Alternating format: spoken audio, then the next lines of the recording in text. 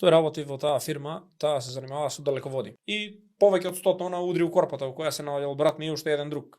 Тој беше од Молдавија. Ја скине корпата, и столбот на една страна, корпата на друга страна, а брат ми на лице место, која дошла брзата помош, кажа дека нема знаци на живот.